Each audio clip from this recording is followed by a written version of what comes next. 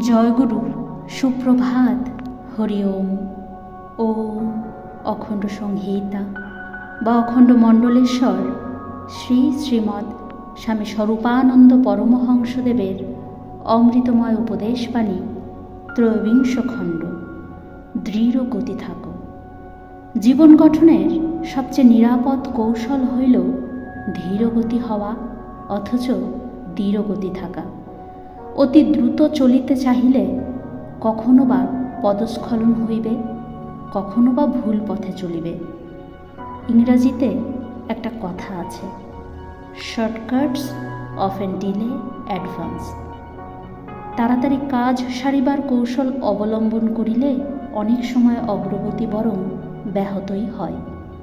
জানিয়া বুঝিয়া পথ চলো এবং যতটুকু চলিলে সেইটুকু দৃঢ় পদে চলো, অর্থাৎ একবার আগাইয়া তিনবার না পিছাইতে হয়।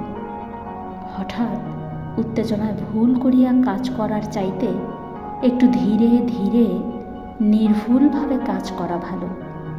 কাজ আমাদিগকে আমৃত্যু করিতে হইবে, ইহাতে সন্দেহ নাই বলিয়াই একটু ধীরে হইলেও নির্ভুলভাবে কাজ করার পণ করিতে হইবে।